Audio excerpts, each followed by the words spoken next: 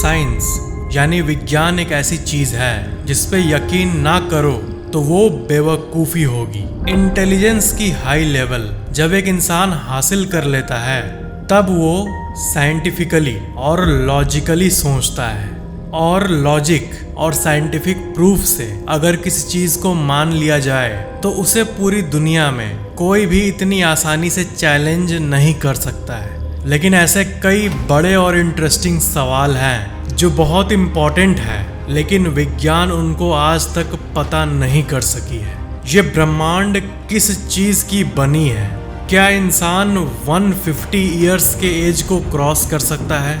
समुद्र के तल के नीचे आखिर क्या है? समय के अंत पे क्या होगा? ये सब कुछ ऐसे सवाल है जिसका आंसर विज्ञान के पास भी नहीं है। Let's explore what the universe is made up of, यानी ये ब्रह्मांड किस चीज का बना है। जब आप इस सवाल को सुनते हो कि हमारा ब्रह्मांड, ये यूनिवर्स जिसके अंदर एक गैलेक्सी है और उसके अंदर एक सौर मंडल और उसके अंदर एक प्लैनेट और उस प्लैनेट के ऊपर मौजूद एक घर, एक बिल्डिंग जिसके अंदर बैठकर आप इस वीडियो को देख रहे हो, तो इसको पूरा जूम आउट कर दें तो ये जो यूनिवर्स है, ये पूरा सिस्टम, ये किस चीज का बना हुआ है? इसका आंसर है मैटर, है ना?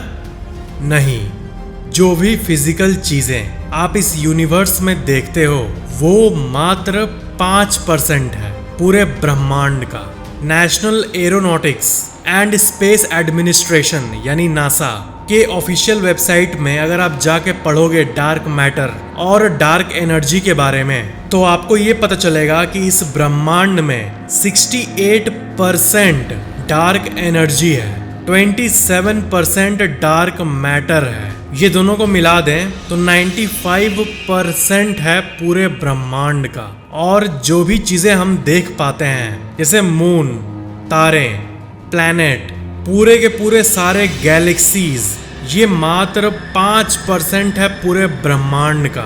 एक ऐसी चीज जिसके बारे में जरा भी नहीं पता है वैज्ञानिकों को, वो इस यूनिवर्स का 95% है। और क्योंकि हम इसे देख नहीं सकते और मेजर नहीं कर सकते, इसलिए वैज्ञानिकों के दशकों के मेहनत के बाद भी कोई आइडिया नहीं है किसी को भी कि जो चीज यूनिवर्स के 95% को बनाती है वो आखिर है क्या। बस नाम दिया गया है डार्क एनर्जी और डार्क मैटर। दी ट्वाइलाइट जोन यानी समुद्र का एक रहस्यमयी भाग। आपने बार बार इस लाइन को अलग अलग वीडियोस में सुना होगा कि ओशन का 95% अनएक्सप्लोर्ड है, यानी अज्ञात है लोगों के लिए, जिसका कोई अध्ययन नहीं कर सका है।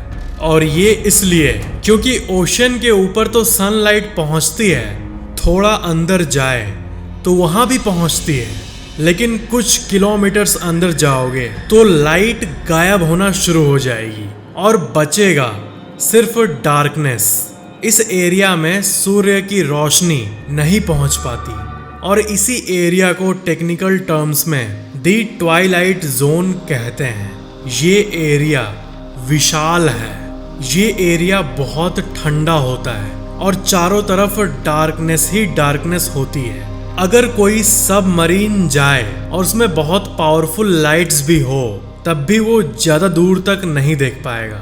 नेचुरल लाइट ना होने के वजह से सबमरीन की लाइट की पावर कुछ ऐसी होती है जैसे एक हाथी सा विशाल समुद्र और उस हाथी के चमड़े के ऊपर मौजूद एक माइक्रो ऑर्गेनिज्म।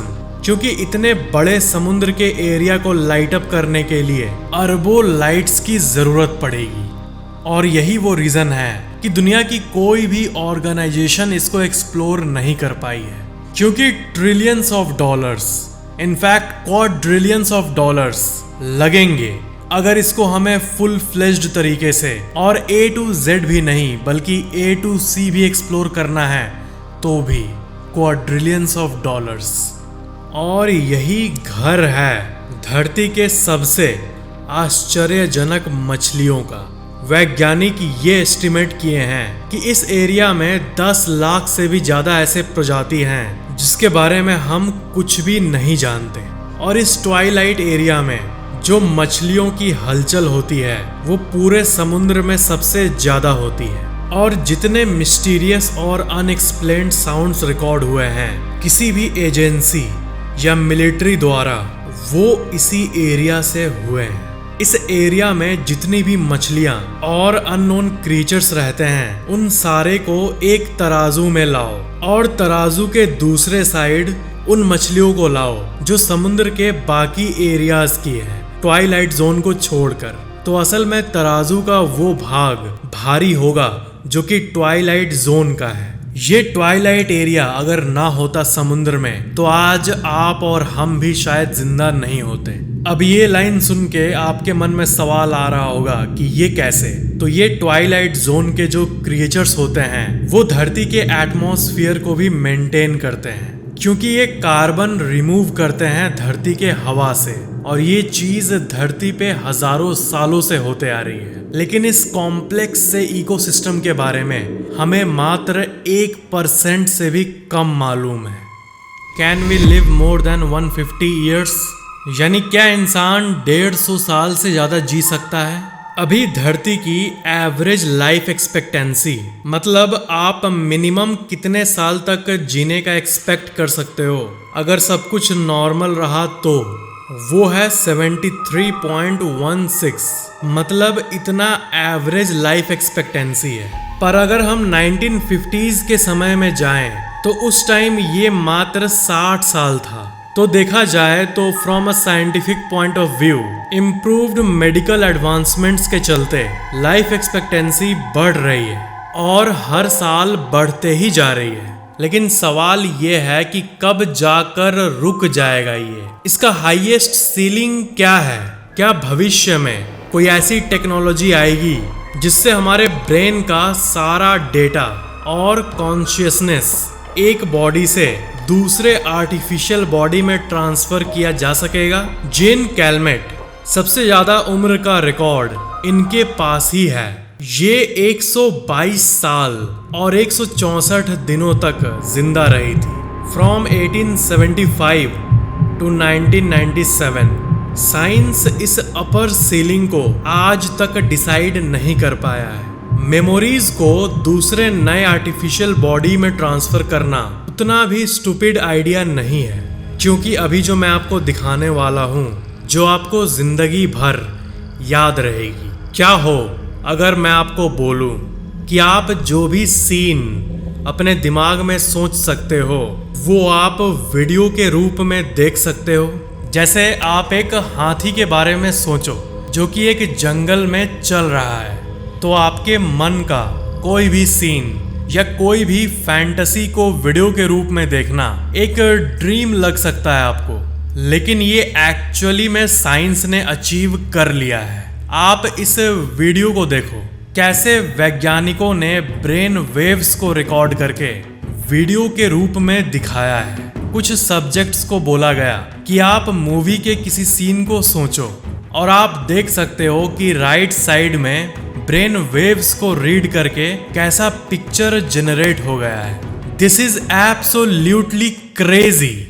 ये एग्जैक्टली HD वीडियो तो नहीं है, बट साइंस क्या क्या कर सकती है और किस लेवल की चीजों को कर सकती है ये सच में चौंका देने वाली है। तो कॉन्शियसनेस को ट्रांसफर करना डिस्टेंट फ्यूचर में एक्चुअली पॉसिबल हो सकता है। The matter and anti matter Enigma of big bang. जब बिग बैंग हुआ था तब वैज्ञानिकों के हिसाब से इक्वल अमाउंट ऑफ मैटर और एंटी मैटर प्रोड्यूस होना चाहिए था। मैटर वो चीज है जिसे कि हम देख सकते हैं, लेकिन इसके ऑपोजिट ब्रह्मांड में अभी भी एंटी मैटर है बहुत मात्रा में, लेकिन मैटर की मात्रा एंटी मैटर से ज्यादा है। यानी जिस चीज से आप, हम, ये ग्रह, ये गैलेक्सीज बने हैं, यानी मैटर, इसी मैटर की मात्रा एंटी मैटर से ज्यादा है। जब बिग बैंग हुआ था तब दोनों अगर सेम मात्रा में प्रोड्यूस होते हैं तो प्रोटॉन एंटी प्रोटॉन को कैंसिल कर देता, इलेक्ट्रॉन एंटी इलेक्ट्रॉन को कैंसिल कर देता। और न्यूट्रॉन एंटी न्यूट्रॉन को कैंसिल कर देता और बस मासलेस यूनिवर्स बचता और सिंपली स्पेस होता बिना किसी तारे या ग्रह के। लेकिन फॉर सम रीजन, किसी मिस्टीरियस कारण के चलते मैटर जो था वो ज्यादा था एंटी मैटर के मुकाबले, जो कि कैंसल आउट नहीं हुआ और तारे और गैलेक्सीज फॉर्म हो गए। और इसी के चलते हम लोग एग्जिस्ट कर रहे हैं इस दुनिया में। इस इवेंट का कोई एक्सप्लेनेशन नहीं है।